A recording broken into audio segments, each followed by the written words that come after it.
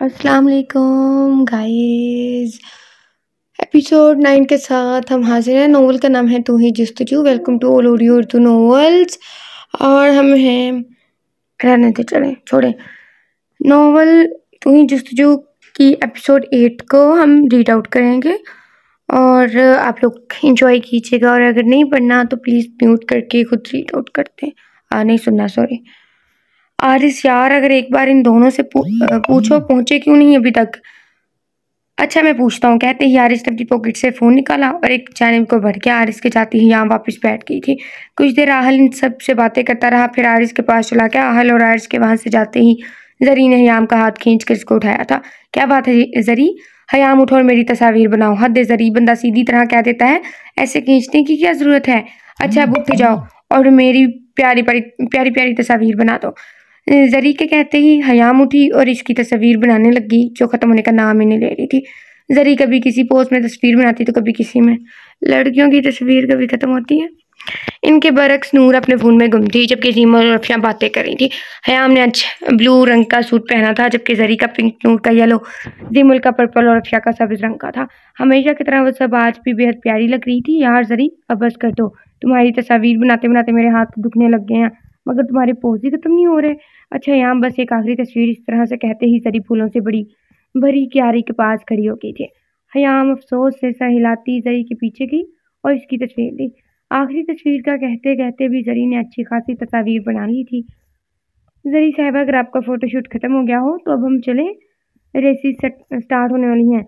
हाँ यार चलते हैं। सर हयाम की बच्ची को कसम एक तस्वीर नहीं लेनी आती। देखो जरा कैसी तस्वीर बनाई है इसने मेरी।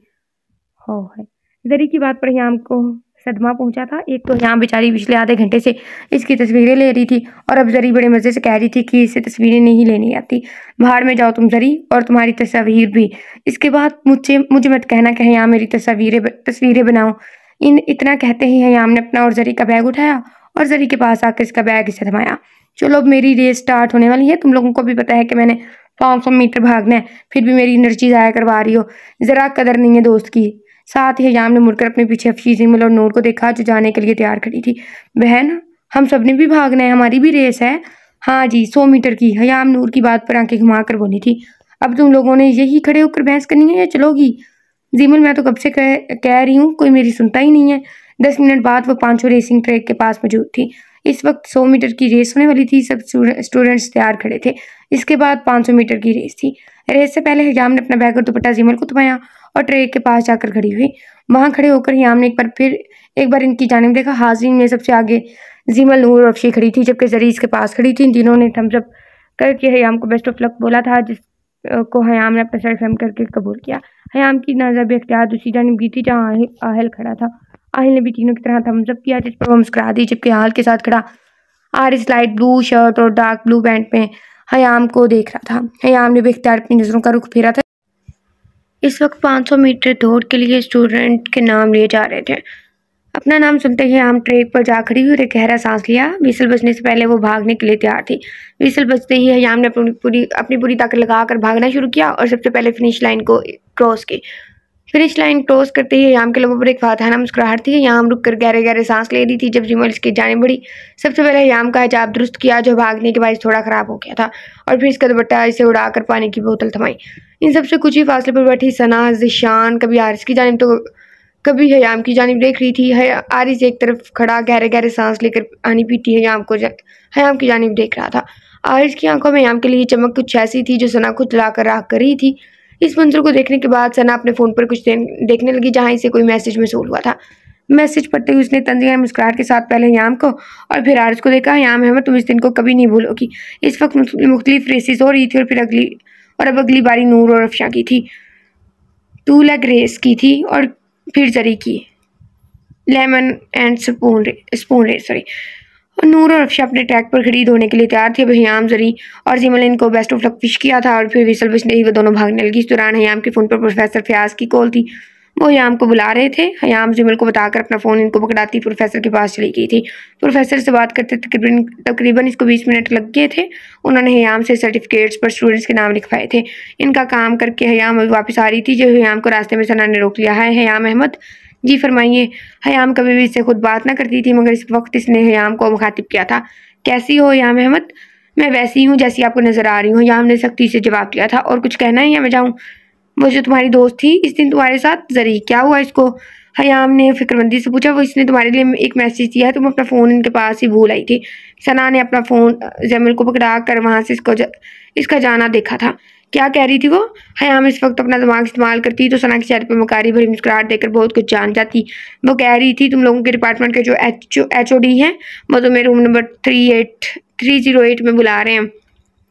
इसने सर का नाम भी बताया था मगर मुझे याद नहीं आ रहा। वो सोचते हुए हयाम को कहने लगी, बहुत शुक्रिया आपका कहते साथ ही इस क्लास की जानिब भटकी। अब मैं देखूंगी हारिस की तुम्हारे लिए मोहब्बत कैसे खत्म होती है। आज के बाद वो तुमसे और तुम्हारे वजूद से नफरत करेगा। तुम इसको बहुत हयादार नजर आती हो ना, देखना आज के बाद भी हारिस तुम्हें बदकार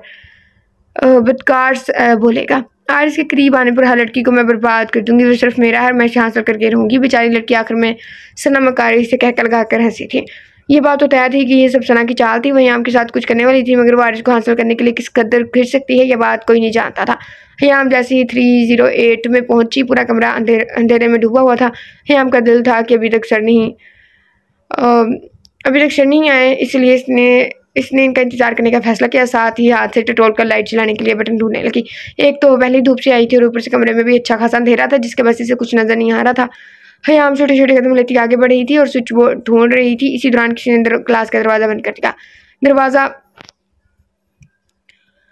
बंद होने की आवाज़ सुनकर हयाम एकदम इस जानिब भागी और दरवाज़ा खोलने की कोशिश करने लगी और अपने करीब से किसी की तेज़ परफ्यूम की खुशबू आते ही हयाम एकदम पलटी। कौन है? जितना वो अंदर से डरी हुई थी इससे ज़्यादा अपने लहजे को मजबूत बनाकर बोली, इसीलिए मैं किसी ने क्लासरूम की लाइट चला दी थी।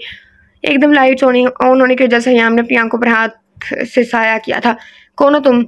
जवाब क्यों नहीं दे रहे? इस शख्स की पीठ को देखते हुए हयाम चीखते हुए अंदाज में बोली, सबर मिस POA साहिबा ऐसे लिखा है।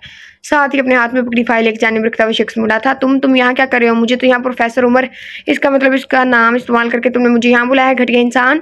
वैसे मिस POA तुमसे एक काम था इसलिए तुम्हें यहाँ बुलाना पड़ा। क्या काम है तुम्हें? वो जो तुम्हारे अब्बा हजूर है ना, वो मेरा एक काम नहीं कर रहे, सोचा तुमसे करवा लूँ।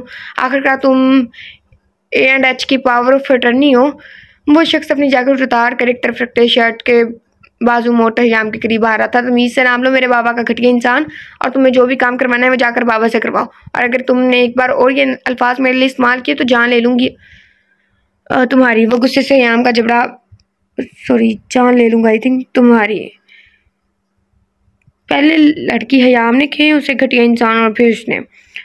वो गुस्से से हयाम का जबड़ा दबोच कर इसे दरवाजे से लगाते हुए बोला, छोड़ो मुझे मुस्तकीम, तुम्हारा मसला क्या है? मेरा मसला तुम और वो फाइल है मेरी जान। मुस्तकीम हयाम को दरवाजे से लगाकर खुद इसकी दोनों तरफ में हाथ रखकर खड़ा होता इसकी आंखों में झांक कर बोला था। इसकी इस कदर तेज परफ्यूम की खुशबू हयाम को जहर लग रही थी। तुम मुझसे दूर होकर बात करो। ओ अच्छा, और अगर ना हूँ तो? वो एक कदम मजीद हयाम के करीब आया था। मुस्तकीम की सरकत पर हयाम ने अपने चेहरे का रुख मोड़ लिया था। या अल्लाह मेरी मदद और हिफाजत फरमा। POA साहिबा क्या सोच रही हैं आप? Power of attorney I think. और लगता है आप सोच रही हैं कोई हीरो आएगा और आपको बचा लेगा। तो मैडम जब तक आप मेरा काम नहीं करेंगी आप यहाँ से नहीं जा सकेंगी। कहते साथ ही वो थोड़ा सा हयाम के ऊपर झुका था। मुस्तकीम के मजीद करीब आने पर हयाम का हाथ उठा था और इसके गाल को अपना निशान छोड़ गया था। हयाम का थप्पड़ पड़ने की वजह से मुस्तकीम थोड़ा पीछे हुआ था। मुस्तकीम के पीछे होते ही हयाम एक लम्हे की देर के बगैर इसको धक्का देकर दूसरी जानिब भागी थी। हयाम को भागता देख मुस्तकीम ने लपक कर इसको गर्दन से पकड़ना चाहा मगर इसके हाथ में सिर्फ हयाम का हिजाब ही आया था। मुस्तकीम ने इसको इसी तरह अपनी जानिब खींचा था। हयाम का हिजाब इसके सर से सिरका था। हयाम के हिजाब पर लगी पिन हिजाब खींचने की बारिश इसके गर्दन पर फिरी थी और इसकी गर्दन पर जख्म आया था जिससे खून बहना शुरू हो गया था, जबकि हयाम का हिजाब मुस्तकीम के हाथ में आ गया था। हयाम मुस्तकीम की सरकत पर फटी फटी नजरों से कभी इसको तो कभी अपनी उंगलियों पर लगे खून को देख रही थी। हयाम को भी यकीनी की कैफियत में खड़ा देखकर मुस्तकीम हयाम के करीब आया था और उसको एक जोरदार थप्पड़ मारा जो इसके नाजुक गालों पर अपना निशान छोड़ गया था। तुम पागल औरत, तुम्हारी हिम्मत भी कैसी मुझ पर हाथ उठाने की? इसने हयाम के जूड़े की शक्ल में बंधे बालों को पकड़कर इसका चेहरा अपने सामने किया था। बाल खींचने की वजह से हयाम के सर में दर्द की लहर उठी थी। छोड़ो मुझे मुस्तकीम। हयाम इसके हाथों से अपने बाल छुड़वाते धाड़ी थी। इसी कोशिश में हयाम के जुड़े की शक्ल में बंधे बाल खुलकर इसकी कमर पर बिखर गए थे। हयाम मुसलसल मुस्तकीम को खुद से दूर करने की कोशिश कर रही थी। तुम्हें समझ नहीं आ रहा? छोड़ो मुझे वहशी इंसान। हयाम के मुंह से ये अल्फाज सुनकर मुस्तकीम ने इसके बाल मजीद सख्ती से अपनी मुट्ठी में दबोचे थे। हयाम को लगा था आज इसके सर के इस हिस्से के बाल सर से अलहदा हो जाएंगे। हयाम कराही थी। मुस्तकीम ने भी अभी मेरा वहशीपन देखा ही कहाँ है? लड़की कहते ही मुस्तकीम ने हयाम को संभलने का मौका दिया बगैर एक बार फिर जोरदार थप्पड़ इसको मारा था। थप्पड़ लगते ही हयाम को अपने कान सुन होते महसूस हुआ और इसका होंठ भी फट गया था और अच्छी खासी ठंड के बावजूद हयाम को खौफ से पसीना आ रहा था। वो सही मायनों में शक से खौफजदा हो गई थी, मगर अपने डर पर काबू रखे खुद को मजबूत साबित कर रही थी। अभी एक थप्पड़ के बाद वो खुद को संभाल नहीं पाई थी जब मुस्तकीम ने एक और थप्पड़ इसके मुंह पर मारा। और बस कर। इस थप्पड़ की शिद्दत पहले से ज्यादा शदीद थी। अगर मुस्तकीम ने हयाम के बालों को अपने गिरफ्त में ना लिया होता तो यकीनन वो मुस्तकीम के मारने पर गिर जाती। अब एक बार और तुम्हारी जुबान से मेरे लिए अल्फाज निकले तो जरा बराबर लिहाज नहीं करूंगा तुम्हारा। कहते इसने हयाम के बालों को जोर से खींचा था। हयाम कराई थी, इसके सर में दर्द की ठेस उठ रही थी मगर वह मजबूत बनी रही। छोड़ो मुझे हयाम। मुसलसल खुद को छुड़वाने की कोशिश कर रही थी। इसी दौरान इसका दुपट्टा भी इसके कंधे से खिसक कर बाजू पर झूल गया था। हयाम के नाखून मुस्तकीम के बाजू में गिरे हुए थे। हयाम ने अपनी पूरी ताकत लगाकर इसको धक्का दिया था जिस पर वो खड़ा कर पीछे हुआ था। आजाद होते ही हयाम अपना दुपट्टा ठीक करते दरवाजे की जानिब भागी और दरवाजा खोलने की कोशिश करने लगी। दरवाजा खोलते हयाम के हाथ बुरी तरह कपकपा रहे थे। इसने तकरीबन दरवाजा खोल लिया था। हयाम के हाथ तेजी से हरकत कर रहे थे। मुस्तकीम बड़े बड़े कदम उठाता हयाम की जानिब आया और उसको बाजू की बजाय इसकी कमीज की आस्तीन खींचकर दूसरी तरफ जानिब धक्का दिया। कमीज का बाजू खींचने की वजह से कंधे से फट गया था और धक्का देने की वजह से हयाम बुरी तरह गिरी थी और इसका सर बेंच के कोने पर लगकर फट गया था। ओ कोई आयो कि नहीं आना। और खून तेजी से बह के इसके चेहरे और कपड़ों को भिगोने लगा था। दर्द की शिद्दत की वजह से हयाम ने अपना हाथ माथे पर रखकर अपने बहते खून को रोकने की नाकाम कोशिश की थी। दरवाजे को दोबारा बंद करता मुस्तकीम 2 ही कदम इसके पास पहुंचा और हयाम को बालों से पकड़कर खड़ा किया जिस पर वो कराती खड़ी हुई। सर पर लगने वाली चोट के बायस इसका सर काफी भारी हो रहा था मगर वह हिम्मत नहीं हारी थी। या अल्लाह प्लीज़ मुझे इस इंसान से बचा ले। हयाम दिल में अल्लाह से दुआएं कर रही थी, या अल्लाह मुझे रुस्वा मत करना। जब्त करने के बावजूद हयाम की आंखें नम हो गई थी। हयाम की आंखों में आंसू देखकर मुस्तकीम ने इसके बाल छोड़े थे मगर आंखों में भी वहशत थी। अब यहाँ से बाहर जाने की कोशिश में मत करना वरना तुम्हारा बहुत बुरा हाल करूंगा। इसके छोड़ते ही हयाम एक लम्हे के बगैर डेट के बगैर से दूर हुई थी। मैंने तुम्हारा क्या बिगाड़ा है? तुम मेरे साथ ऐसे क्यों कर रहे हो? हयाम अपने लहजे को मजबूत बनाते हुए बोली। मुस्तकीम ने कहका लगा और एक ही झटके में हयाम की गर्दन दबोची थी। कितना तेज पड़ी हूँ ना मैं। तुम जानती तुम्हारे साथ ये सब क्यों हुआ है? वो इसकी आंखों में देखकर घुराया था। साथ इसने हयाम की गर्दन पर अपने हाथ का दबाव बढ़ाया था। ये तो ज्यादा ही वैशी लग रहा है मुझे, थोड़ा भी रहम नहीं दिखा रहा। हयाम को महसूस हो रहा था जैसे मुस्तकीम के नाखून इसकी जिल्द को चीरते अंदर गड़ जाएंगे। छोड़ो मुझे। हयाम ने एक बार मुस्तकीम के बाजू पर अपने नाखून गाड़े थे मगर इसने अपनी गिरफ्त हयाम की गर्दन पर मजीद मजबूत की थी। हयाम को लगा था ये लम्हात इसके आखिरी लम्हात है। हयाम की खराब होती हालत देखकर मुस्तकीम से छोड़कर दूर हुआ था। जबकि इसके दूर होते ही हयाम ने कांपते हाथों से अपना दुपट्टा अपने वजूद पर लपेटा था। इसकी आंखों से आंसू जारी थे। ओ तुम इस पावर ऑफ अटर्नी साहिबा को अपनी इज्जत की परवाह है, कहीं मैं इनके साथ कुछ गलत ना कर दूं। हयाम को खुद पर अपना दुपट्टा लपेटते देख मुस्तकीम ने इसकी कलाई को बेदर्दी से पकड़कर अपनी जानिब खींचा था जिसकी वजह से हयाम की कलाई में मौजूद कांच की चूड़ियां टूटकर इसके बाजू को जख्मी कर गई थी और वो बुरी तरह इसके सीने से टकराई थी। इसलिए चूड़ियां पहननी नहीं चाहिए। नहीं भाई ऐसा अल्लाह ताला, लेकिन चूड़ियां वैसे भी नहीं पहननी चाहिए। कुछ भी हो सकता है, नब्ज में चुभ सकती हैं, जख्म दे सकती हैं, बट ऐसा नहीं होना चाहिए किसी भी लड़की के साथ। और ये बदतमीजी से तो थोड़ा भी रहम नहीं है। इस अचानक आफदात पर हयाम फौरन 2 कदम पीछे हुई थी। हयाम के सर से खून बहना बंद हो चुका था मगर अब इसके बाजू पर लगे जख्मों से खून बह रहा था।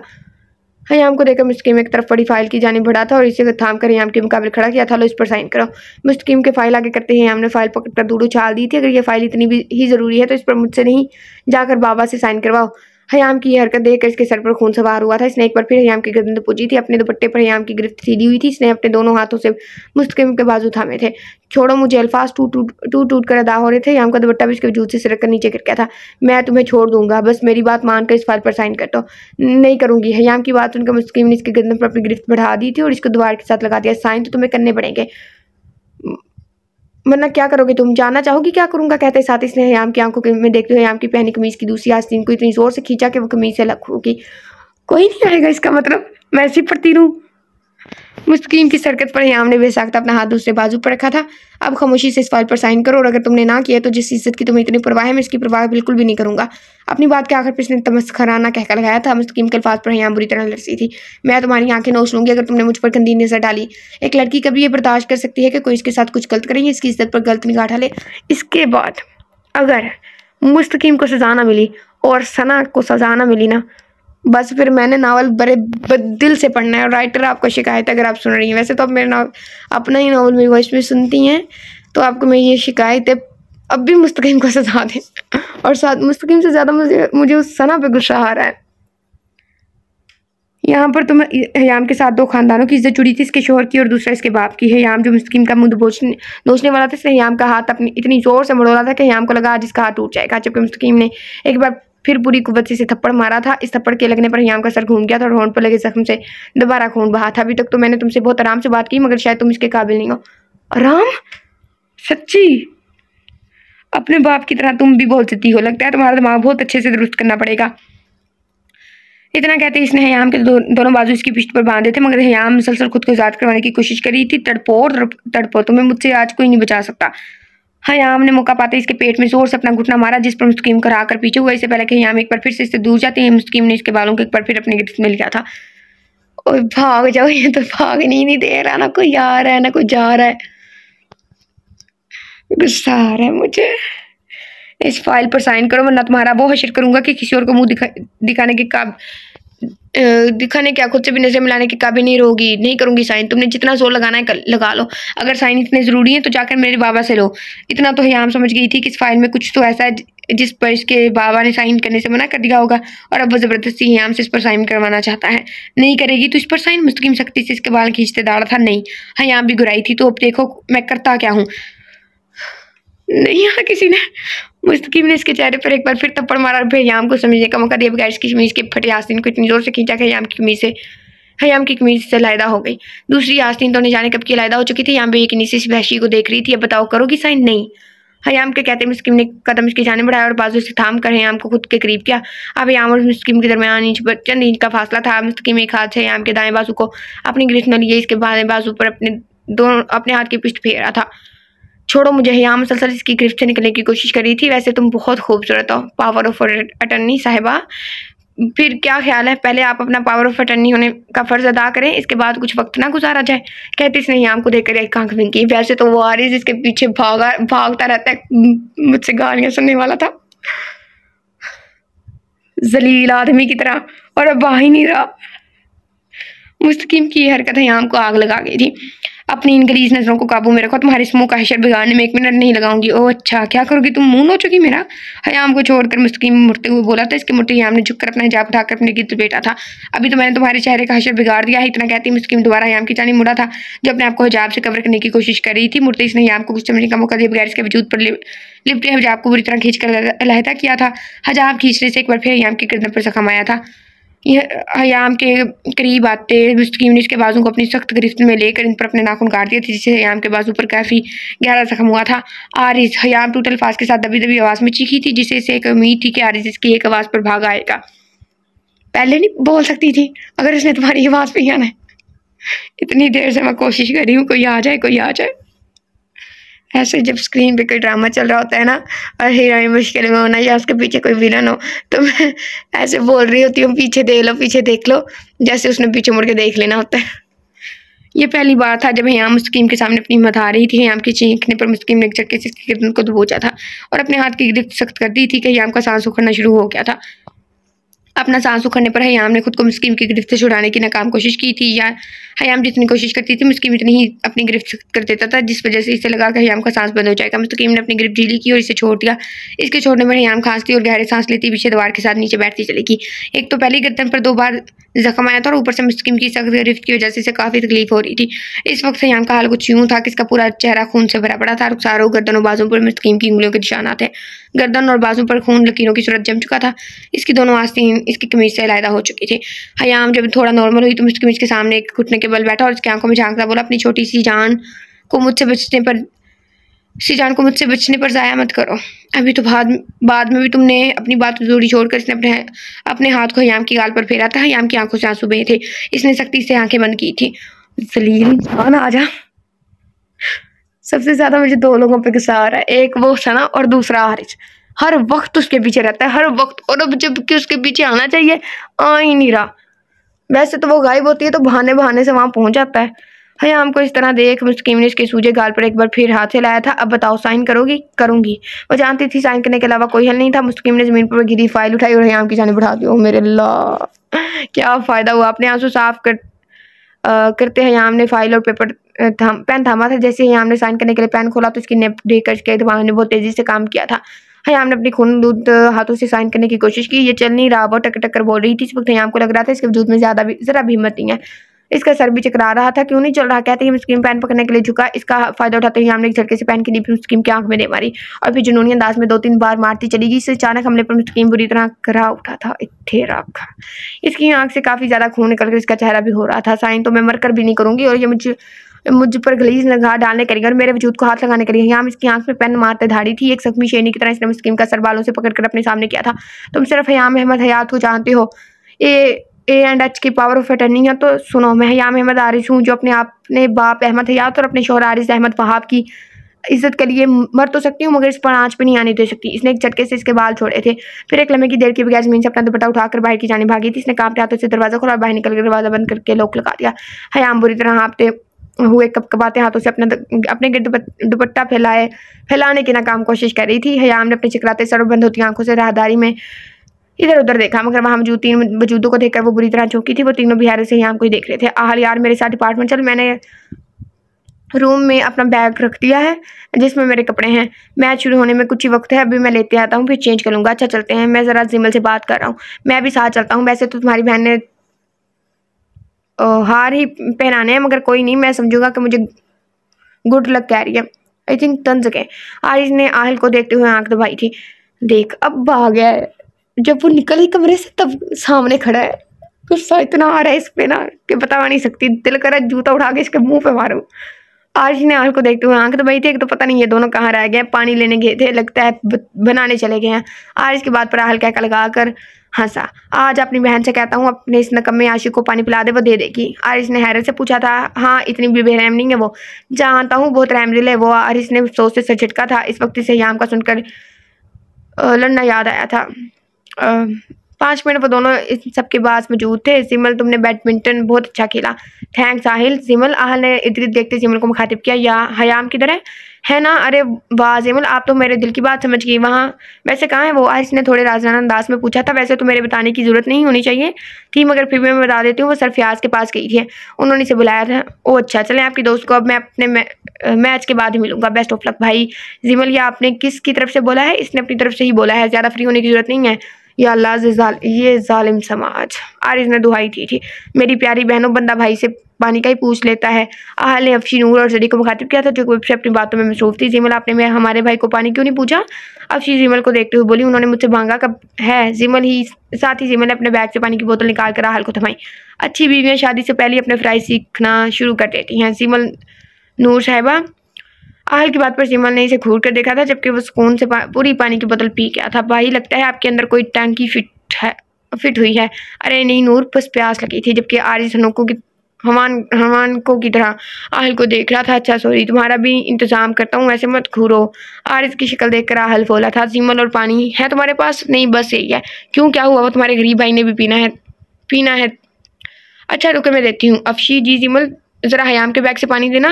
अफशा उठी और हयाम के बैग से बोतल निकाल कर जिमल को थमा। ये ले। जिमल ने वो बोतल आरिस को थमा दी। आरिस ने स्पून से घूंट घूंट करके पानी पिया था। आरिस, अब तुम्हें देनी हो रही? ओह हाँ, वो तो मैं भूल ही गया था, चलो चले। कहती ही आरिस ने बोतल बंद करके जिमल को थमाई थी और आहल के साथ वहाँ से जाने लगा। आप दोनों कहाँ जा रहे हैं? जिमल फौरन बोली। आरिस के डिपार्टमेंट जा रही, इसने अपना सामान लेना है। ओके। इसके बाद वो दोनों वहाँ रुके नहीं थे। बिजनेस डिपार्टमेंट की राहदारी में आहल और आरिस अपनी बातों में मशरूफ आहिस्ता आहिस्ता चलते जा रहे थे। आहल, यार बचपन से आज तक मुझे कभी कुछ मांगने की जरूरत नहीं पड़ी। हर चीज़ अल्लाह ताला ने मुझे मेरे मांगे बगैर दे दी, मगर यहाँ वो वाहिद है जिसको मैं अल्लाह से मांगता हूँ। आहल, वो मुझसे नॉर्मली बात करना शुरू हो गई थी मगर न जाने क्यों वो फिर से खिंची खिंची रहने लगी है, शायद इस दिन की वजह से। मगर मैंने सना से वैसे ही बात की थी जैसे मैं इससे करता हूँ। आहल खामोशी से इसकी बात सुन रहा था। आरिस, वो तुम्हारे इस लहजे से नावाकिफ़, इसलिए तुमने जब सना से बात की थी तो वो तुम्हारे लिए नॉर्मल था मगर इसके लिए नहीं। आहल नरमी से समझा रहा था मगर किसी दूसरे की वजह से इसको मुझसे खफा नहीं होना चाहिए। आरिस, सब ठीक हो जाएगा मगर अल्लाह से कभी उम्मीद मत छोड़ना। वो दोनों आहिस्ता आहिस्ता चलते जा रहे थे जब इनको किसी चीज़ के गिरने की आवाज़ आई। इसी लम्हे आरिस को महसूस हुआ था जैसे किसी ने इसका दिल मुट्ठी में ले लिया हो। आरिस रुक कर इधर उधर देखने लग गया था। क्या बात है आरिस? कुछ नहीं, चलो वरना हम लेट हो जाएंगे। आहल के कहते हुए वो दोनों तेज तेज सीढ़ियाँ चढ़ते ऊपर की तरफ जा रहे थे। तकरीबन 15 मिनट बाद वो दोनों ये पता नहीं क्या लिखा हुआ है, पता नहीं कौन सा डिपार्टमेंट है। एक बार फिर वो दोनों इसी राहदारी में मौजूद थे। फ़र्क ये था कि आरिस के हाथ में इसका बैग था। आरिस वहाँ से गुजरते आरिस को ऐसे लगा जैसे किसी ने इसको आवाज़ दी हो। इसने एक बार फिर रुक कर इधर उधर देखा मगर इसे कोई नज़र नहीं आया था। क्या हुआ आरिस? कुछ नहीं आहल, मुझे अभी ऐसे लगा जैसे किसी ने मुझे आवाज़ दी है। तुम्हारा वहम है आरिस, मुझे कोई भी आवाज़ नहीं आई। ओह अल्लाह, हल्के बच्चे, तुम्हारे कान ख़राब थे, डॉक्टर को चेक करवाओ, तुम्हारे कान से मैल निकाले। नहीं हाल मेरा दिल बहुत घबरा रहा है, तुम्हें अपनी गेम की टेंशन है इसलिए ऐसे हो रहा है, परेशान नहीं हूँ। हाँ हो सकता है, कहते ही आरिस ने सर चिटका था। वो दोनों जाने के लिए पलटे ही थे जब सामने से चलती सिमल उनके करीब आई। क्या हुआ सिमल, सब ठीक है? यहाँ से सारा रीड करेगा, अगर मैं रीड करती हूँ यहाँ से। मैंने तो आज सबसे ज़्यादा तो आरिस को गालियाँ देनी थी, लाइक अपनी टाइप वाली। सारा रीड करेंगी तो आप आगे सुने। जी ये पकड़े अपना फ़ोन, कब से आंटी के कॉल्स आ रही हैं। जमल ने अहल का फ़ोन उससे थमाया जिसने पानी पीते वक्त जमल को पकड़ाया था। तो सुन लेती ना, तुम्हारी सास का ही फ़ोन है। फ़ोन से सौतन का है। कौन सा सौतन का है? अस्तगफिरुल्लाह, अक्ल करें अहल। अहल की बेतु की बात पर जमल ने अपना माथा पीटा था। अहल का बजता फ़ोन अब खामोश हो गया था। कर ले उनको फ़ोन, बस यहाँ से फारिग होकर अभी करता हूँ, जैसे आपकी मर्ज़ी। अभी वो तीनों बातें कर ही रहे थे जब अपने पीछे उन्हें ज़ोर से किसी क्लास का दरवाज़ा बंद होने की आवाज़ आई। इन तीनों ने बेख्तियार पीछे की जान देखा था, मगर सामने के मंजर ने इनके पैरों के नीचे से ज़मीन खींच ली थी। उनके सामने हयाम दरवाजे के साथ लगी बुरी हालत में हाँप रही थी। वो रोते हुए कांपते हाथों से अपने गिर दुपट्टा लपेटने की कोशिश कर रही थी। अहल ने तो फौरन अपनी बहन की ऐसी हालत देखकर अपनी नज़रें झुका ली, जबकि आरिस ने ज़ोर से आंखें मींच कर खोली थी। शायद वो इस सब मंजर को अपना वहम समझ रहा था, मगर आंखें खोलने पर भी उसने वही मंजर देखा तो उसकी आंखें गुस्से से सुर्ख हुई। सिमल अभी तक बेयकीनी से उसे देख रही थी। सिमल, वो इस दरवाजे की जानिब इशारा करते हयाम ने बमुश्किल चंद कदम आगे बढ़ाए जब वो होश और ख़ुद से बेगाना होकर ज़मीन पर गिर गई। हयाम सिमल चीखी उसकी जानिब भागी थी। नीचे गिरने के बायस हयाम के सर और मुंह से एक बार फिर से खून बह रहा था और हदारी को अपने रंग में रंग गया था, जबकि अहल और आरिस फौरन इस कमरे की जानिब भागे थे। हयाम, आंखें खोलो, मेरी तरफ देखो। सिमल उसका खून से भरा चेहरा अपनी गोद में रखकर होले से थपथपा रही थी। हयाम, आंखें खोलो यार। सिमल उसकी हालत देखकर तड़प गई। सिमल कभी उसके हाथ मसलती तो कभी चेहरा थपथपाती। हयाम का इतना सारा खून और बिखरा हुलिया बहुत ही बातों की जानिब इशारा कर रहा था। उसकी हालत देखकर सिमल की आंखों से आंसू बह रहे थे। हयाम, उठ जाओ यार, वो रोते हुए चीखी थी। 5 मिनट बाद जब आरिस क्लास से बाहर आया तो इस वक्त सिमल हयाम का सर अपनी गोद में रखे बुरी तरह से रो रही थी और साथ साथ उसे उठाने की कोशिश कर रही थी। हयाम के करीब आकर आरिस किसी थके हार इंसान की तरह घुटनों के बल गिरा। सिमल अपनी चादर हयाम के गिर्द लपेटते आरिस के कहते ही सिमल ने फौरन अपनी चादर उतारी और कपकपाते हाथों से उसके ऊपर डाल दी। ऐसे नहीं, सिमल अच्छी तरह से उनका वजूद ढकें। फिर उसने खुद हयाम को उसका दुपट्टा उठाया था और फिर उसके ऊपर से चादर उतार कर आरिस ने खुद हयाम के गिर्द लपेटी। आंखों में आरिस अपनी जैकेट भी उतार कर हयाम के बेहोश वजूद को पहना दी थी। आरिस की जैकेट में हयाम के दोनों बाजू छुप गए थे, मगर उसके सर से बहता खून सिमल और आरिस दोनों के कपड़ों पर लग गया था। यकीनन अगर हयाम इस वक्त होश में होती तो आरिस को कहती कि अपने हाथ अपने तक महदूद रखें। हयाम, उठो यार, दुख बेबसी दर्द क्या क्या ना था सिमल की आवाज़ में। सिमल, मेरे बैग में कॉटन और पायोडीन पड़ी है, इसे निकालें और हयाम का मुंह धोकर जख्म साफ कर दें। आरिस ने कभी ख्वाब में भी नहीं सोचा था कि जो लड़की उसकी धड़कनों में बच चुकी है वो उसे इस हालत में देखेगा। हयाम अहमद, वो लड़की जो कभी हिजाब के बगैर घर से बाहर नहीं निकलती थी, आज वक्त ने उसे कैसे बेहिजाब कर दिया। आरिस हयाम के खून से तर चेहरे को देख रहा था, जिस पर खून के साथ साथ उसके बाल भी चिपके हुए थे। वो मुसलसल हयाम के चेहरे को देखे जा रही थी। सिमल जैसे ही उठकर आरिस का बैग पकड़ने गई, आरिस ने उसका सर अपनी गोद में रख लिया। हयाम, आरिस ने बहुत नरमी से उसका नाम पुकारा, जैसे वो अभी कहेगी जी। हयाम, आंखें खोले। हयाम, आरिस उसकी बंद आंखें देखता बोला, बस एक बार मुझे आवाज़ दे दें। आरिस की आंखों से आंसू बहकर हयाम के चेहरे पर गिर रहे थे। आरिस उसका चेहरा थपथपा रहा था, मत करें मोहब्बत, मगर प्लीज़ अपनी आंखें खोलें। शौक की कैफियत से निकल कर अब आरिस हकीकत को कबूल कर रहा था। आंखें खोलें हयाम, सिर्फ एक बार मेरी तरफ देखें। सिमल, हयाम को होश में लाने की कोशिश करें, ये उठ क्यों नहीं रही। सिमल के करीब आते ही आरिस बोला था, सिमल प्लीज़ कुछ भी कर इनको होश में लाएं। वो अपनी भीगी पलकियां साफ करता बोला, हयाम, आपको खुदा का वास्ता है कि उठ जाएं। आरिस उसका चेहरा थपथपाता चीखा था। आरिस की आवाज़ में इतनी तड़प थी कि सिमल ने एक लम्हे को सर उठाकर उसकी जानिब देखा, जो हयाम के सर थामे रो रहा था। क्या था वो शख्स? इस लड़की को ऐसी हालत में देखकर वो तड़प रहा था जहाँ एक मर्द औरत को बदकार कहकर इतना छोड़ जाता है। क्या वाकई आरिस हयाम से इस कदर मोहब्बत करता है? आरिस बहते आंसुओं के साथ हयाम के चेहरे को नरम हाथों से सहलाते होश में लाने की कोशिश कर रहा था। अगर वो शख्स ये बात जान जाए इस वक्त जिस लड़की के लिए वो तड़प रहा है वो उसकी कभी नहीं हो सकती, तो क्या फिर भी वो इस वक्त उसके साथ यहाँ मौजूद होता? सिमल आरिस की तरफ देखते हुए सोच रही थी, साथ साथ हयाम के चेहरे पर रुई गीली करके फेर रही थी। हयाम, कुछ तो है जो मुझे आपकी जानिब खींचता है, उससे मेरी मोहब्बत नहीं है। आरिस हयाम के चेहरे से उसके बाल हटाते नम आवाज़ में बोला। आहिस्ता आहिस्ता आरिस खुद को संभाल रहा था। हयाम का चेहरा साफ करते सिमल ने उसकी जानिब देखा। वो कुछ कहने लगी थी जब उसका फ़ोन बजा। उसने अपना हाथ रोककर फ़ोन की जानिब देखा था। इससे पहले कि वो कॉल उठाती अहल ने उसका फ़ोन उठाया था। हेलो सिमल। फ़ोन से अफशा की आवाज़ उभरी थी। अफशा, अरे भाई आप सिमल को फ़ोन दें। अफशा अपनी धुन में बोली जा रही थी। अफशा नूर और जहरा को लेकर जल्दी बिजनेस डिपार्टमेंट में आओ। भाई सब खैरियत है? अफशी ने उसके इतनी संजीदगी से कहने पर सवाल किया। पहले इन दोनों को लेकर आओ, फिर बताता हूँ, और अपना सारा सामान साथ लेकर आना। जी भाई। इसके कहते ही अहल ने कॉल कट कर दी। फ़ोन बंद करती अहल ने हयाम की जानिब देखा। इसके माथे से एक बार फिर से खून बहना शुरू हो गया था। आरिस ने फ़ौरन अपने बैग से कॉटन और पायडी निकाली। जमल ज़मीन से सारा खून साफ कर दो। अहल सिमल के साथ नीचे बैठते बोला और खुद आरिस के बैग से टिश्यू निकालकर ज़मीन पर बिखरे खून पर रखे थे। जमल मेरे बैग से बैंडेज निकालें। हयाम के जख्म पर पायोडीन डालता आरिस बोला। हयाम के माथे पर काफ़ी ज़्यादा पायोडीन डालकर आरिस ने उसके ऊपर रुई रखकर दबाया था ताकि खून बहना बंद हो जाए, मगर वो जानता था जब तक उस पर टांके नहीं लगेंगे खून बहता रहेगा। आरिस बैंडेज उसने जमल के हाथों से पट्टी लेकर हयाम के सर पर बांधी थी और फिर उसकी गर्दन के जख्मों पर दवा लगाई थी। इस कार्रवाई के बाद उसने हयाम का सर इसके दुपट्टे से ढक दिया था। आरिस और अहल जैसे इस क्लास में पहुंचे तो एक लड़का अपनी आंख पर हाथ रखे कर आ रहा था, जबकि उसकी आंख से खून बह रहा था। उसके बाजू भी जख्मी थे। इस लड़के की हालत देखकर वो दोनों समझ गए थे कि सब हयाम ने किया होगा। आरिस फौरन उसकी जाने बढ़ा, गिरेबान से पकड़ कर उसे खड़ा किया। आरिस के सामने बार बार हयाम का बेहोश वजूद आ रहा था। बगैर कुछ सोचे समझे आरिस ने इस पर मुखों की बरसात कर दी। वो जुनूनी अंदाज में मुस्तकीम को मार रहा था। आरिस उसे देखकर पहचान गया था, ये वही लड़का है जिसने हयाम को धक्का देकर गिराया था। आरिस बस करो, ये मर जाएगा। कैसे छोड़ दूं अहल, तुमने देखा नहीं इसने हयाम की क्या हालत की है, और उस दिन भी इसकी वजह से हयाम को चोट आई थी और आज तो उसने हद पार की है। जिस कैसे छोड़ दूं बताओ अहल। आरिस गुस्से से धाड़ा था। एक बार हयाम का चेहरा चाहकर देखो, उसने कितनी तकलीफ दी है उन्हें। अच्छा रिलैक्स, इसको मारने से क्या होगा, क्या हयाम होश में आ जाएगी? आरिस ने मुस्तकीम को मार मार कर अधमुआ कर दिया था। तुम बाहर जाकर हयाम को देखो, उसको मैं देख लेता हूँ। गुस्से से मुस्तकीम को एक तरफ फेंक कर उसे ठोकर मारता आरिस बाहर चला गया। मुस्तकीम ज़मीन पर पड़ा करा रहा था। इससे पहले कि अहल मुस्तकीम की जानिब बढ़ता, उसकी नज़र एक तरफ पड़ी फाइल पर गई। अहल ने वो फाइल उठाकर उसे देखने लगा। घटिया इंसान। अहल तेजी से मुड़ा। उस पर साइन करवाने के लिए तूने मेरी बहन का यह हाल किया है। आरिस के बाद अब अहल भी जुनूनी अंदाज में मुस्तकीम को मार रहा था, मगर वो होश व खत से बेगाना था। अहल को बार बार उसकी वो शैतानी मुस्कुराहट याद आ रही थी।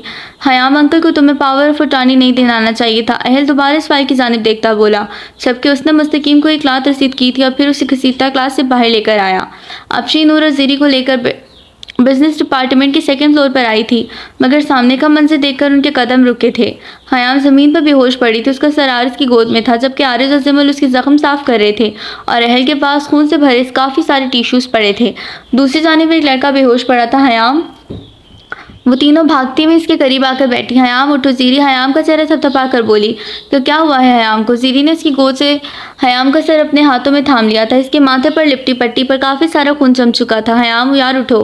ज़ीरी एक बार फिर तड़प कर बोली, नूर उसे कहो ना उठ जाइए, आंखें क्यों नहीं खोल रही? एक वक्त ऐसा आएगा जब तुम सब मुझे पुकारोगी, आवाज़ें दोगी, मगर मैं तुम सब में से किसी की एक की बात भी नहीं सुनूंगी। ज़ीरी के कानों में कुछ घंटे पहले कहे गए हयाम के अल्फाज गूंजे थे, नहीं हयाम तुम ऐसा नहीं कर सकती, उठो हमसे बात करो। ज़ीरी मुसलसल इसको उठाने की कोशिश कर रही थी। हयाम तुमने पूछा था ना, तब हम क्या करेंगे? देखो हयाम हम बहुत तकलीफ में हैं, प्लीज़ उठ जाओ। ज़ीरी के रोने में शिद्दत आई थी। जमल उसके मुंह पर पानी के छींटे मारें, शायद होश में आ जाए। नूर मैं अपनी तरफ से हर कोशिश कर चुकी हूँ, मैं गाड़ी निकालता हूँ, हयाम को हस्पताल लेकर चलते हैं। नहीं अहल, हयाम को मैं हस्पताल लेकर जाता हूँ, तुम इसको पुलिस स्टेशन लेकर जाओ। जमल तुम किसी भी तरीके से अंकल आंटी को हयाम के बारे में बताओ। अहल मैं कैसे? इनको भी तो हयाम के बारे में इन्फॉर्म करना है। जी मैं जैन और आलियान को कहता हूँ, यहाँ के मामलात वो देख लेंगे। ओके। उनका लायामल तैयार था। जमल और अफशा ने मिलकर हयाम के बेहोश वजूद को उठाने की कोशिश की थी। जमल और अफशा को यूं हयाम को उठाता देखकर आरिस ने उसका सर थामा था, जो एक जानिब ढलका हुआ था। आप में से किसको गाड़ी चलानी आती है? मुझे। ज़ीरी और अफशी एक साथ बोली, ठीक है ये ले मेरी और अहल की गाड़ी की चाबी, आप दोनों जाकर पार्किंग से हमारी गाड़ी निकालें, यूनिवर्सिटी के बैक गेट की जानिब लेकर आएँ। नूर और जमल आप दोनों ने बैक गेट पर जो गार्ड्स अंकल हैं उनको किसी भी तरह से गेट से 5 मिनट के लिए दूर लेकर जाना है। इतनी देर में हयाम को और अहल को लेकर वहाँ से बाहर निकल जाएंगे। आरिस ने एक नफरत भरी निगाह मुस्तकीम पर डाली थी। मैं नहीं चाहता इस बात का कोई भी इशू बने और पूरी यूनिवर्सिटी के सामने आए। जमल और नूर गाड़ी तक पहुंचते ही मैं आप दोनों का फ्रंट गेट के पास इंतजार करूंगा, जबकि अहल वहीं से पुलिस स्टेशन चला जाएगा। ओके। अफशा और ज़ीरी दोनों पार्किंग की जानी पड़ी थी। प्लान के मुताबिक सब कुछ कर रही थी। इनके जाते ही आरिस ने हयाम को अपने बाजू में उठाया था, जबकि जमल ने उसका चेहरा ढक दिया था। अब नूर और जमल की अपनी प्लान को अंजाम देने की बारी थी। आरिस हयाम को जबकि अहल मुस्तकीम को उठाए बाहर की जाने बढ़े। सब कुछ प्लान के मुताबिक करके 15 मिनट में वो सब लोग यूनिवर्सिटी से निकल चुके। आरिस ने बहुत एहतियात से हयाम को बैक सीट पर लिटाया था और फौरन फ्रंट सीट पर आकर बैठ गया था। जमल पैसेंजर सीट पर थी, जबकि हयाम का सर अफशा की गोद में था और नूर उसके पैरों को थामे बैठी थी। जमल अहल की गाड़ी में पैसेंजर सीट पर थी और मुस्तकीम पिछली सीटों पर साथ नीचे बेहोश पड़ा था। अहल ने निकलते ही आलियान और जैन को यूनिवर्सिटी का सारा मामला समझाया और फिर उसको संभाल कर पुलिस स्टेशन आने की हिदायत दी थी और ख़ुद गाड़ी आरिस की गाड़ी के पीछे लगाई। उसने पहले ज़ीरी को अस्पताल उतारा था और फिर पुलिस स्टेशन जाना था। यूनिवर्सिटी से थोड़ा दूर आकर आरिस ने अपने एक डॉक्टर दोस्त को फ़ोन कर अपने अस्पताल आने की वजह बताई थी ताकि वो सब हैंडल करके हयाम को ट्रीटमेंट दिलवा सके और पुलिस केस बनाकर उसको मज़ीद तकलीफ में ना रखे। 15 मिनट में वो अस्पताल के बाहर मौजूद थे। अफशा आप गाड़ी पार्क करके अंदर इमरजेंसी में आ जाएगा, मैं हयाम को लेकर वहीं जा रहा हूँ। कहते ही आरिस गाड़ी से निकला था और अफशा की गोद से हयाम का सर उठाया था ताकि वो बाहर निकल सके। अफशा के निकलते ही उसने बहुत एहतियात से हयाम को बाहर निकाला। सिमल और नूर भी बाहर निकल चुकी थी जबकि ज़ीरी अहल की गाड़ी से निकलकर भागती हुई इनके करीब आई। आरिस हयाम को लेकर अंदर की जानिब बढ़ा। हयाम, हम सबको आजमाइश में मत डालें, आपको खुदा का वास्ता है, अपनी आंखें खोलें। आरिस हयाम की जानिब देखता बोला। साथ ही उसने हयाम के बेहोश वजूद को स्ट्रेचर पर डाला था और उसके चेहरे को एक बार फिर ढांप दिया। इतने में डॉक्टर इन सब के करीब आया था। मरीज को आईसीयू में लेकर जाएं। वार्ड बॉय ने स्ट्रेचर खींचना शुरू कर दिया था। हयाम का हाथ आरिस के हाथ से फिसल गया था। हयाम, आरिस इस जानिब लपका था जब डॉक्टर ने उसे रोका था। हाशिर, मुझे उसे देखने दो, आरिस तुम अंदर नहीं जा सकते। आरिस को रोककर आशिर अंदर चला गया था। नूर, जिम्मल, अफशा, ज़ारा चारों आईसीयू के बाहर पड़े बेंच पर बैठ गई थीं जबकि आरिस इसके दरवाजे पर गए छोटे से शीशे से अंदर झांक रहा था। आरिस, प्लीज़ बैठ जाएं। जिम्मल आरिस के करीब आकर बोली। नहीं जिम्मल, आप जाकर बैठे। जिम्मल खामोशी से वापस जाकर बैठ गई थी। 15 मिनट बाद जब डॉक्टर आशिर बाहर आया था उसने एक नज़र सबकी जानिब देखा। आरिस, मेरे ऑफिस में आओ, कहते ही वो अपने ऑफिस की जानिब बढ़ा जबकि आरिस उसके पीछे था। 10 मिनट बाद डॉक्टर आशिर से बात करके आरिस जिमल के पास आया। जिमल, मैं पुलिस स्टेशन जा रहा हूँ, अहल के पास। आप हयाम के पेरेंट्स को इन्फॉर्म कर यहाँ बुला लें। आरिस की आंखें सुर्ख हो रही थीं। जी भाई, हयाम के पेरेंट्स से कांटेक्ट करें और उनके फादर को पुलिस स्टेशन भेज देना। और एक ज़रूरी बात, ये डॉक्टर जो अंदर है ना, इसका नाम आशिर है, वो मेरा काबिल एतमाद दोस्त है। आरिस ने आईसीयू में जाते आशिर की जानिब इशारा किया। हयाम को कोई मसला नहीं होगा और अगर कोई मसला हुआ तो आशिर सब देख लेगा। जी भाई। सिमल, जैसे हयाम को होश आएगा मुझे इन्फॉर्म कर देना। जी भाई। सिमल को तमाम हिदायत देकर वो वहाँ से जाने लगा मगर जाने से पहले आईसीयू की जानिब देखना नहीं भूला। आरिस के जाने के बाद जिमल आईसीयू के बाहर आई जहाँ नूर, अफशी और ज़ीनी खड़ी शीशे से अंदर हयाम को देख रही थी। अफशी, ज़ीरी, नूर यहाँ आकर बैठ जाओ, वो ठीक हो जाएगी। जिमल, वो ठीक हो जाएगी ना, अल्लाह पर यकीन रखो। ज़ीरी, इसको कुछ नहीं होगा। वो सब वहाँ से मौजूद बेंच पर बैठ गई थी। अभी जिमल इनको दिलासा दे रही थी जब आईसीयू का दरवाज़ा खुला और डॉक्टर बाहर आए। मिस हयाम के साथ आप लोग हैं? जी। वो चारों एक साथ बोले थे। देखिए, इनके सर पर काफ़ी गहरी चोट लगी है जिसकी वजह से उनका खून भी काफ़ी बह गया है और उनका नर्वस ब्रेकडाउन हुआ है और धड़कनें काफ़ी हल्की चल रही हैं। अगर कुछ देर में इनको होश ना आया तो वो कोमा में जा सकती हैं। डॉक्टर की बात सुनकर ज़ीरी से अपने कदमों पर खड़ा रहना मुश्किल हो रहा था। वो शौक के आलम में गिरने वाले अंदाज में बैठी थी। चंद मिनटों में ही इन सबकी ज़िंदगी का तख्ता उलट गया था। वो पांचों जो कल इस वक्त तक हयाम के बनाए गए प्लान्स पर अमल करने का सोच ही रही थी, आज इसके लिए ही अस्पताल के कॉरिडोर में मौजूद थी। जैसे कि मैं आपको बताया है कि इनका खून बहुत बह गया है, आप लोग जल्द अज जल्द उनके लिए खून का भी इंतज़ाम करते हैं। अपनी बात कहकर डॉक्टर एक बार फिर अंदर चला गया। हयाम का ब्लड ग्रुप क्या है, तुम तीनों में से किसी को मालूम है? B positive. अफशी ने एक लफ्ज़ी जवाब दिया। ओके, तुम तीनों में से किसी का है? हमारा ए पॉजिटिव है। नूर और अफशी एक साथ बोली। दीदी, तुम्हारा? मेरा भी ए पॉजिटिव है। उसके लहजे में अफसोस ज़ाहिर था। ठीक है, तुम दोनों यहीं रुको, मैं ज़ीरी के साथ हयाम के लिए खून देकर आती हूँ। जाते जाते जिमल कुछ याद आने पर रुकी और पलटी। अफशी, हयाम का फ़ोन दो। हयाम का फ़ोन थामते जिमल ने बैठ कर एक गहरा सांस लिया और फ़ोन ऑन क्लॉक किया। वॉलपेपर पर हयाम की मुस्कुराती तस्वीर थी। जिमल की आंखें नम हुई। हयाम का मुस्कुराता वजूद कितने ही जख्मों में लिपटा था। उसकी गोरी रंगत पीली पड़ गई थी। उसकी चमकती आंखें आज बंद थीं। उसके चेहरे की मुस्कुराहट आज गायब थी। जिमल ने बेख्तियार आईसीयू की जानिब देखा, फिर कांपते हाथों से आंखें साफ की और कॉल लॉग खोली थी। सबसे ऊपर ही उसके बाबा का नंबर था। उसने धड़कते दिल के साथ उनको कॉल मिलाई। वो नहीं जानती थी कि उनकी कॉल उठाने पर वो उनसे क्या बात करेगी, मगर इनको हयाम के बारे में इन्फॉर्म करना तो था ना। दूसरी ही बेल पर फ़ोन उठा लिया गया। यकीनन मेरी प्रिंसेस ने आज भी रेस में फर्स्ट प्राइज़ लिया होगा। I am proud of you बेटा। हयाम का फ़ोन स्पीकर पर था। अहमद साहब की बात सुनकर इन सब की आंखें आंसुओं से भर आई। अस्सलाम वालेकुम अंकल, मैं हयाम की दोस्त जिमल बात कर रही हूँ। वो बामुश्किल अपने आंसुओं पर काबू पाए हुए थी मगर जिमल की आवाज़ नम थी। वालेकुम अस्सलाम बेटा, आप ठीक हैं? दूसरी जानिब मौजूद अहमद साहब ने उसकी आवाज़ की नमी महसूस की थी। अंकल हयाम, सिमल ने बामुश्किल बोला। उसके गले में कई आंसू फंसे थे। क्या हुआ हयाम को? दूसरी जानिब वो अपनी कुर्सी छोड़कर खड़े हुए थे। उनको कुछ गलत होने का एहसास हो रहा था। क्या हुआ हयाम को बेटा, वो ठीक है ना? नहीं अंकल, वो ठीक नहीं है। सिमल ने बहते आंसुओं के साथ बमुश्किल बोला था। क्या हुआ है उसे? अहमद साहब के पैरों के नीचे से ज़मीन किसी ने खींची थी। अंकल आप आंटी को लेकर अस्पताल आ जाएं। कौन सा अस्पताल? जमल इनको अस्पताल के बारे में डिटेल्स बताने लगी। अहमद साहब से बात कर जमल जरी के साथ हयाम के लिए खून देने चली गई। आधे घंटे बाद जब वो दोनों वापस आई तो उसे सामने से ईमान और बेगम और अहमद साहब आते दिखाई दिए। जमल और जरी के पहुंचने से पहले अफशा उनके करीब पहुंची थी। अस्सलाम वालेकुम अंकल आंटी। इन दोनों को देखते ही अफशा ने सलाम किया था। अफशा मेरी बेटी कहाँ है? आंटी वो आईसीयू में है। साथ ही उसने उनकी जानिब इशारा किया। ईमान बेगम फौरन इस जानिब बढ़ी। हयाम मेरी बच्ची। आईसीयू के बाहर से देखते ही हयाम को ईमान बेगम दरवाज़ा खुलकर अंदर जाने के लिए बढ़ी थी।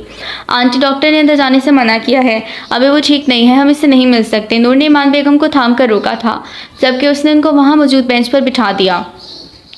अहमद साहब दरवाजे से अपनी बेटी को देख रहे थे। हयाम की हालत देखकर उनकी आंखें नम हुई थीं।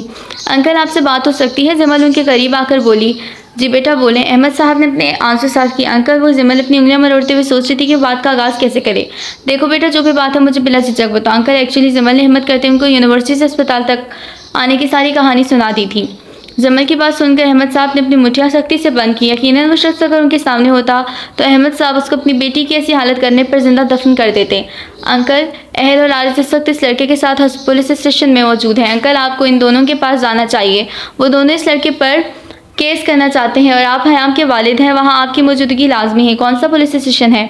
अंकल मैं भी आपके बात करवा देती हूँ। कहते ही जमल ने अहल को फ़ोन किया मगर उसका फ़ोन बिजी जा रहा था। कॉल अटेंड करके उसने आरिस की कॉल मिलाई जो पहली बेल पर ही उठा लिया गया था। अस्सलाम वालेकुम आरिस। वालेकुम अस्सलाम। जमल हयाम को होश आया? सलाम का जवाब देते ही उसने जमल से सवाल किया। नहीं अभी होश नहीं आया। वो डॉक्टर्स हाशे कह रहे हैं कि अगर कुछ देर में उसे होश नहीं आया तो वो कोमा में जा सकती है। मैं अभी आशा से खुद बात करता हूँ। आरिस हयाम के फादर से बात करें इससे पहले कि वो फ़ोन बंद करता जमल जल्दी से बोली। हाँ करवाओ। अस्सलाम वालेकुम। वालेकुम अस्सलाम। अंकल बेटा आप लोग कौन से पुलिस स्टेशन हो? अंकल हॉस्पिटल से 15 मिनट के फासले पर है। फिर आरिस अहमद साहब को पुलिस स्टेशन की डिटेल्स बताने लगा। ठीक है बेटा मैं आ रहा हूँ। अंकल वकील को लाने की ज़रूरत नहीं है, वो सब मेरे बाबा ने देख लिया है, वो भी बस आ रहे हैं। ठीक है कहते साथ ही उन्होंने फ़ोन बंद कर दिया। जमल बेटा जी अंकल। जमल जाने के लिए मुड़ी थी जब अहमद साहब ने उसे आवाज़ दी। मेरे आने तक अपनी आंटी का ख्याल रखना। अंकल आप बेफिक्र होकर जाएँ। जमल के सर पर हाथ रखते अहमद साहब अस्पताल से बाहर निकल गए। आरिस जैसे ही हॉस्पिटल से निकला था उसने सबसे पहले अपने बाबा को फ़ोन करके सारी सूरत हाल के बारे में आगाह किया था। आरिस वो लड़की कौन है? गाड़ी ड्राइव करते हुए उनसे बात कर रहा था। बाबा वो मेरी जूनियर है और वकील को साथ लेकर आइएगा, मैं इस लड़के के खिलाफ हरेसमेंट का केस करना चाहता हूँ। ठीक है बेटा मैं कुछ देर में आता हूँ। जी बाबा। इतना कहते ही आरिस ने फ़ोन बंद किया था और गाड़ी की स्पीड तेज़ कर दी। अगले 5 मिनट में वो पुलिस स्टेशन के बाहर था। पुलिस स्टेशन में दाखिल होते ही उसने अहल को फ़ोन कर पूछा वो कहाँ है और फिर तेज़ी से उसकी जाने पड़ा। एक कमरे का दरवाज़ा खोलकर जैसे ही आरिस जिसमें दाखिल हुआ उसे अहल नज़र आ गया था। वो 2 कदमों में ही उसके करीब पहुंचा। अहल क्या नाम है उसका? मुस्तकीम अदवानी। कहाँ है वो? इधर इस कमरे में। अहल ने इस कमरे की जानिब मौजूद एक और कमरे की जानिब इशारा किया। मेर्स पर हयाम को हरास करने का केस करना है। आरिस जुनूनी अंदाज में एक बार फिर अंदर की जाने बढ़ा। आरिस रुक जाओ, उसको मैं नहीं छोड़ूंगा। समझता क्या है खुद को ये शख्स? सिर्फ इस शख्स की वजह से उन्होंने किस कदर अजियत सही होगी। वो लड़की जो किसी का अपनी जाने बढ़ा हुआ हाथ नहीं थामती, इस शख्स ने उसे हाथ भी कैसे लगाया? आरिस इस्लाम में भरा हुआ शेर बना हुआ था। तुम्हें पता है हयाम का मुआयना कर आशी ने मुझे क्या कहा? उसने मुझे कहा कि हयाम कोमा में जा सकती है। सुन रहे हो अहल? वो लड़की कोमा में जा सकती है। आरिस उसे थामते चीखा। अगर हयाम ने वो अजियत बर्दाश्त की थी तो आरिस को उसकी तकलीफ़ का सोच सोच कर ही अजियत हो रही थी। अहल के बाद मैं भी इनकी दोस्तों को नहीं बता कर आया जो इस उम्मीद में बैठी हैं कि वो भी अपनी आंखें खोलकर उनको पुकारेगी। अहल मैं उनको कैसे बताऊं कि उनकी दोस्त इस वक्त ज़िंदगी और मौत से लड़ रही है। मैं इस शख्स को नहीं छोड़ूंगा। आरिस एक बार फिर गुस्से से पागल होता मुस्तकीम की जानिब बढ़ा। आरिस रुक जाओ। अहल ने उसको कॉलर से पकड़ कर रोका। तुम्हें क्या लगता है कि मुझे तकलीफ़ नहीं हो रही? जो लड़की इस वक्त आईसीयू में ज़िंदगी और मौत से लड़ रही है ना, वो मेरी बहन है आरिस, और मैं उसके लिए इतना ही परेशान हूँ। अहल आरिस के गुस्से और जुनूनी अंदाज में वाकिफ था। अहल जानता था कि इस वक्त बात हयाम की दोस्तों की नहीं आरिस के दिल की थी जो इस वक्त हयाम की तकलीफ़ में फट रहा था। इससे पहले अहल कुछ कहता इसका फ़ोन बजने लगा जहाँ इसकी मम्मा की कॉल आ रही थी। आरिस तुम यहीं रुको, मैं भी आता हूँ। अहल से बात करता पुलिस स्टेशन से बाहर चला गया। अहल के जाने के बाद आरिस गुस्से से पास पड़ी एक चेयर को ठोकर मारकर दूसरी तरफ बैठ गया और गहरे गहरे सांस लेने लग गया। खुद को थोड़ा नॉर्मल करके आरिस ने जमल को फ़ोन करने के लिए अपना मोबाइल निकाला। एक लम्हे को उससे आशिर की बात याद आई थी, अगर हयाम को होश ना आया तो वो कोमा में जा सकती है। आरिस ने सख्ती से आंखें बंद की थी कि अल्लाह हयाम को ठीक करते हैं। आरिस उसे ही आंखें बंद किए बैठा था जब उसका फ़ोन बजा। आरिस ने फ़ौरन आंखें खोलकर उसकी जानिब देखा। वहाँ जमल की कॉल थी। आरिस ने गहरा सांस लिया। कुछ भी हो सकता था, उससे कोई भी खबर मिल सकती थी। आरिस ने जमल की कॉल उठाई। हयाम के बारे में पूछकर वो आशीष से बात करने का कहकर आरिस कॉल बंद करने लग गया। जब जिमल ने उसे हयाम के वालिद का बताया, अहमद साहब को पुलिस स्टेशन का बताकर वो वापस बैठा। जब अहल अंदर आया, क्या हुआ आरिस? किसका फ़ोन था? जिमल क्या कह रही थी? हयाम के बाबा से बात हुई थी मेरी, वो पुलिस स्टेशन आ रहे हैं। ये तो बहुत बेहतर हो गया है। जिस पुलिस स्टेशन में इस वक्त वो दोनों मौजूद थे, उसका एसपी अहल के बाबा का दोस्त था, जिसकी वजह से उन्हें ज़्यादा परेशानी नहीं हुई थी। इन सब के यूनिवर्सिटी से निकलते ही जैन और आलियान 308 में गए थे और वहाँ पर चेयर का ऐसे सफाया किया था जैसे कुछ हुआ ही ना हो, और फिर एडमिनिस्ट्रेटर ऑफिस गए थे खुद, मगर इस वक्त वहाँ कोई मौजूद नहीं था। दबे कदमों ऑफिस में दाखिल होकर आलियान ने जैन को बाहर खड़ा किया ताकि ध्यान रखें कहीं कोई आ ना जाए। 1 घंटे के अंदर आलियान ने 308 की रिकॉर्डिंग अपनी USB में कॉपी कर वहाँ से डिलीट कर दी थी और साथ ही हयाम और मुस्तकीम के यूनिवर्सिटी से बाहर ले जाने और खुद के एडमिनिस्ट्रेटर ऑफिस के आने की रिकॉर्डिंग डिलीट कर दी। और आखिर में उसने अगले 15 मिनट के लिए वहाँ से बाहर जाने के रास्तों के तमाम कैमरेज हैक कर फ्रीज कर दिए। अपना काम अंजाम देकर वो दोनों वहाँ से बाहर ग्राउंड की जाने भागे थे। ग्राउंड में फुटबॉल मैच चल रहा था, इसलिए दोनों ने बहुत काम आसानी से कर लिया। लियान क्या हुआ जैन? वो दोनों खड़े होकर अपना तनफ्फुस ठीक कर रहे थे जब जैन ने उससे पुकारा, पहली बार हमें तुम्हारी हैकिंग का फ़ायदा हुआ है। नाकाम हैकर, कमीने इंसान, खामोश हो जाओ। बाजा जितनी तुम्हारी आवाज़ है ना, किसी को ना भी पता चलना हुआ तो पता चल जाएगा। तो क्यों आरिस से अपनी चटनी बनवाना चाहता है? साथ ही उसने अपना फ़ोन निकालकर आरिस और अहल को डन का मैसेज किया, जिस पर उससे फ़ौरन आरिस का जवाब मौसूल हुआ था। सही वक्त देखते ही सबसे पहले पुलिस स्टेशन या अस्पताल पहुंचो। साथ ही नीचे दोनों के एड्रेस थे। ओके का मैसेज करके रलियान ने फ़ोन पॉकेट में डाल दिया था। अहमद साहब ने 15 मिनट का सफ़र 10 मिनट में तय किया और आरिस के बताए वो पुलिस स्टेशन में पहुंचे। स्टेशन में दाखिल होकर उन्होंने सामने बैठे अफसर से अहल और आरिस के बारे में पूछा। एक्सक्यूज़ मी जी, यहाँ 2 लड़के आए हैं, आरिस और अहल, मुझे उनसे मिलना है। जी वो इस तरफ हैं। अफसर ने वहाँ मौजूद एक कमरे की जानिब इशारा किया था। अहमद साहब इस कमरे में दाखिल हुए थे। वहाँ 2 लड़के थे, उनमें से एक फ़ोन इस्तेमाल कर रहा था, साथ साथ दूसरे लड़के से बात कर रहा था। एक्सक्यूज़ मी बेटा, आरिस ने सर उठाकर पुकारने वाले की जानिब देखा था। अपने सामने मौजूद शख्स को देखकर वो चौंका था। वो एक नज़र में इनको पहचान गया। इसके चेहरे पर सिर्फ हैरानी थी। खालू जान आप यहाँ? माफ़ करना बेटा, मैंने आपको पहचाना नहीं। अहमद साहब इसके खालू कहने पर चौंके थे। खालू जान मैं आरिस हूँ। आरिस बेटा? जी खालूजान। अहमद साहब ने आरिस को उसके बचपन के बाद अब देखा था। वो छोटा सा शरारती सा बच्चा आज एक भरपूर मर्द बन चुका था। खालूजान आए बैठे ना। आरिस ने फ़ौरन अपनी जगह पर उनको बैठने का कहा। खालू ने बताया नहीं, अब यहाँ सब खैरियत है? अहमद साहब की आंखें पल में नम हुई। नहीं बेटा, क्या बात है खालूजान, आप परेशान क्यों हैं? आरिस मेरी बेटी, क्या हुआ है इसको? उसके साथ यूनिवर्सिटी में किसी ने बदतमीज़ी करने की कोशिश की है और इस वक्त वो ICU में है। हयाम? वो सेरे लब बुड़बुड़ाया था। समझने को अब कुछ बाकी नहीं रह गया था। जिस लड़की को वो कुछ देर पहले अस्पताल के ICU में छोड़कर आया था वो कोई और नहीं, इसकी मनकूहा थी। उसने कभी सोचा भी नहीं था कि वो लड़की इस तरह से उसके सामने आएगी। अहमद साहब के सामने पंजों के बल बैठा आरिस एकदम ठंडे फर्श पर बैठ गया। एल को कुछ भी समझ नहीं आ रहा था कि आरिस का उनसे क्या रिश्ता है, वो उनको कैसे जानता था और उनकी बेटी के साथ भी किसी ने बदतमीजी की है। अहल ने एक नज़र आरिस की जानिब देखा, जो ठंडे फर्श पर बैठा। उसकी आंखों में आंसू जा रहे थे। नहीं, ऐसा नहीं हो सकता, मैं कैसे ना जान सका, मैंने कैसे अपने हयाम को नहीं पहचाना। आरिस जेरे लब बुड़बुड़ाए। यारम सॉरी। हयाम वो रोते हुए चीखा। आरिस के लिए सब किसी शौक से कम नहीं था। आरिस बेटा क्या हुआ है? खालूजान आपकी बेटी का मुजरिम।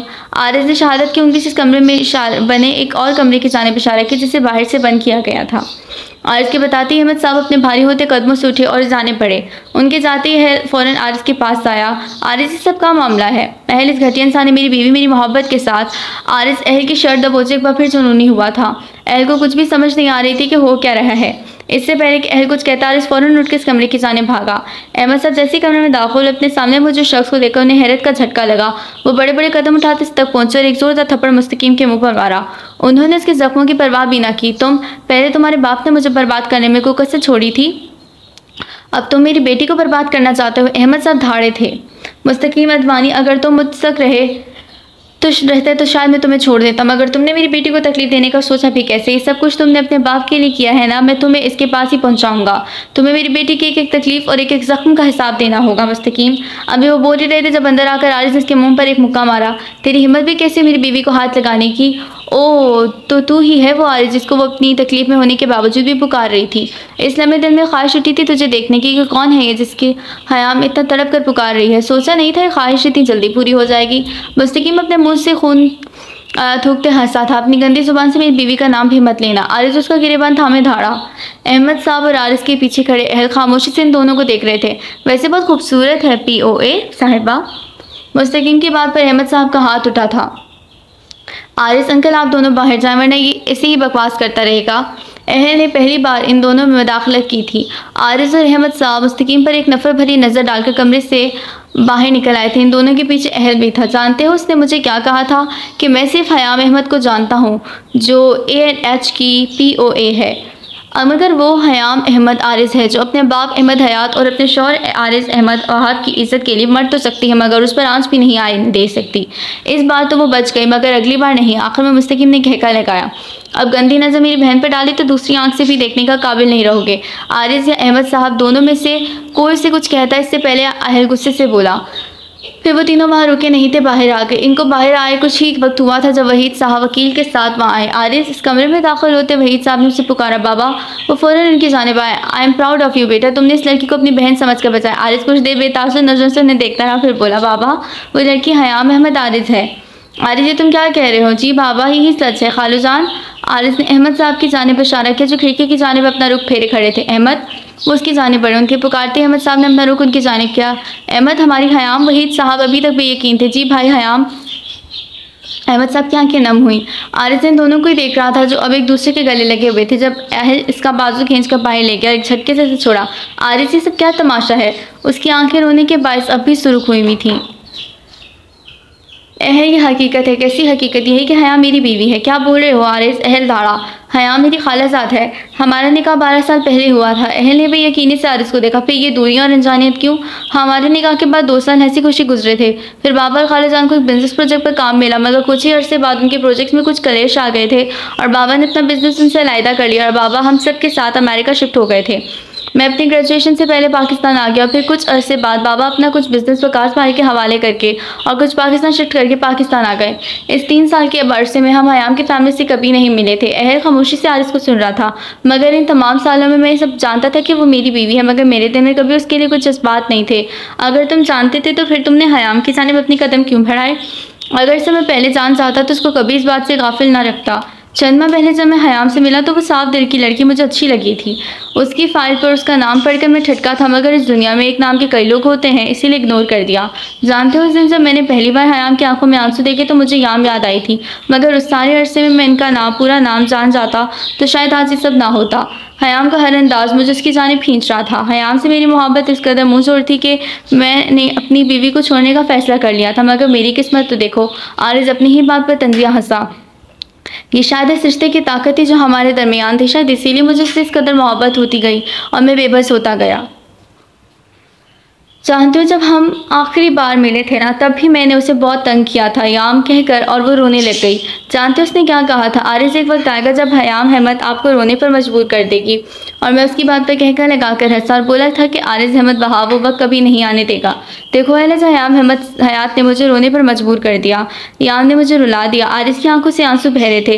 अहल खामोशी से उसकी बातें सुन रहा था। आज पहली बार आरिस ने किसी के सामने अपनी ज़ाती ज़िंदगी खोली थी। आज वो पहली बार अजियत में था, ऐसी अजियत जो उसे तोड़ रही थी। अहल के पास अल्फाज ख़त्म हो गए थे।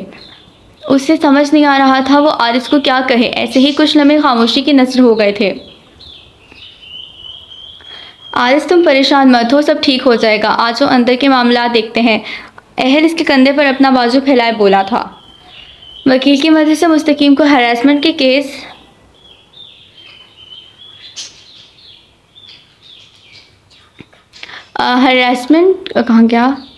हरासमेंट के केस में जेल में बंद कर दिया गया था और अब उसकी अदालत में 2 दिन बाद उसकी पेशी रखी गई। 4 बजे के करीब पुलिस स्टेशन से फारिग होकर वो लोग अस्पताल पहुंचे थे। अस्पताल के कॉरिडोर में रानम साहिबा को देखकर आरिस के कदम थमे। एक नज़र उसने अपने बाबा की जानिब देखा और फिर वो रानम साहिबा की जानिब बढ़ा। आरिस, तुम ठीक हो? रानम साहिबा ने उसका माथा चूमते हुए पूछा था जिसको उसने नज़रअंदाज कर दिया था। मम्मा, हयाम कैसी है? बेटा, वो भी ठीक नहीं है। मम्मा, क्या उसको होश आ गया? आरिस, यहाँ बैठो। उन्होंने उसे पकड़कर अपने साथ बेंच पर बिठाया। मम्मा, मुझे बताया हयाम को होश आ गया या नहीं? नहीं बेटा, वो कोमा में है। वो एकदम खामोश हो गया था। आरिस, वो ठीक हो जाएगी, परेशान नहीं हो। अच्छा मम्मा, आप इधर बैठे, मैं खाला से मिलकर आता हूँ, कहते ही वो उठा और आईसीयू की जानिब बढ़ा। ईमान बेगम और अहमद साहब दोनों ही आईसीयू के सामने खड़े हयाम को देख रहे थे। डॉक्टर्स उसके अंदर खराक की नाली डाल रहे थे। ईमान बेगम हयाम को देखकर तड़प रही थी। सब मंजर आरिस ने भी देखा था। अहमद, मेरी बच्ची कितनी तकलीफ़ में है। ईमान बेगम रो रही थीं। उनका बस नहीं चल रहा था कि वो भी हयाम के पास चली जाएं। अहमद, मुझे उसके पास जाने दें। अहमद साहब बहुत मुश्किल से ईमान बेगम को संभाल रहे थे। अहमद साहब ने उनको बेंच पर बिठाया और ख़ुद उनके साथ बैठे उन्हें हिम्मत दे रहे थे। उसी दौरान आरिज़ ICU के दरवाज़ा खोलकर अंदर दाखिल हुआ। आरिज़ जैसे ही अंदर दाखिल हुआ, हयाम का पट्टी और मशीनों में लिपटा वजूद उसके सामने था। वो लड़की इस वक्त हंसती मुस्कुराती हयाम नहीं लग रही थी। आरिज़ छोटे छोटे कदम उठाता हयाम की जानिब बढ़ रहा था। एक एक कदम पर वो हयाम का जायज़ा ले रहा था।